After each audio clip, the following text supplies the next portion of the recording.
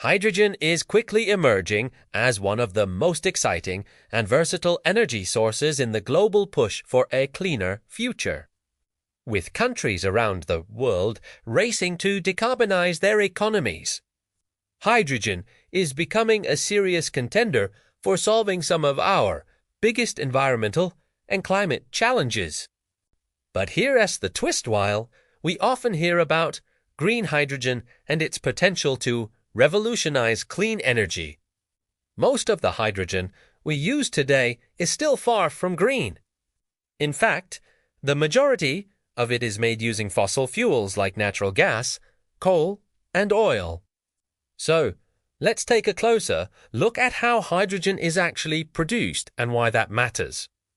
Globally, hydrogen production is growing at a pace of about 8 to 10% each year, with demand expected to skyrocket as industries like transportation, energy, storage, and heavy manufacturing begin to shift toward low-carbon alternatives. According to the International Energy Agency, global hydrogen demand in 2023 reached nearly 95 million tons, and over 90% of that was produced using fossil fuels. That means we're still heavily relying on carbon-intensive methods to make what is supposed to be a clean fuel. The good news: there are multiple ways to produce hydrogen, each with its own advantages, challenges, and environmental impact. Let's start with the most common method: steam methane reforming, or SMR.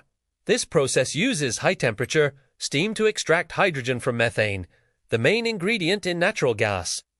SMR is responsible for nearly half of all hydrogen produced globally. It's a well-established method that's relatively cheap, but it releases a significant amount of carbon dioxide unless it is paired with carbon capture and storage CCS technology, which, unfortunately, still isn't used as widely as it should be. Next up is oil or naphtha reforming, which takes byproducts from refineries and chemical plants and turns them into hydrogen. This method contributes about 30% of the global hydrogen supply. Then there's coal gasification, which makes up roughly 18%. In this process, coal is converted into a synthetic gas and hydrogen is separated out. It's a method still widely used in countries like China, where coal remains a major energy source. But again, like SMR, coal gasification is a carbon-heavy process. On the cleanest end of the spectrum, we have electrolysis, where electricity is used to split water into hydrogen and oxygen. If that electricity comes from renewable sources like wind or solar, the result is what we call green hydrogen. This is the holy grail of hydrogen production, but right now, it makes up only about 4% of global hydrogen output. That number is slowly rising, thanks to large-scale projects in Europe, the Middle East, and Australia, but it still has a long way to go. Depending on the raw material, natural gas, coal, or oil, different technologies are used to extract hydrogen. For natural gas, in addition to SMR, other techniques include autothermal reforming ATR, partial oxidation POX, methane pyrolysis, and even plasma reforming, which uses electrically charged gases to break down methane. Coal-based hydrogen typically uses gasification and pyrolysis. Over time, major industrial players have developed proprietary methods and reactors to optimize these processes. Companies like Shell, General Electric, Texaco, and Lurgy have created specialized gasifiers that continue to be used in hydrogen plants around the world.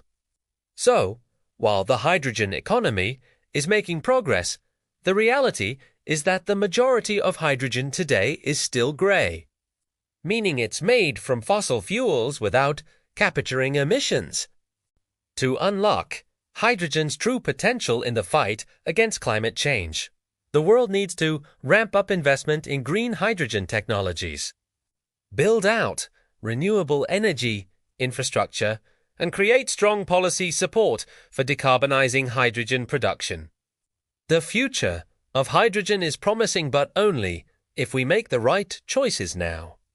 If you found this breakdown helpful, be sure to like, subscribe, and drop a comment letting us know what aspect of hydrogen technology you'd like us to dive into next. Thanks for watching, and we'll see you in the next one.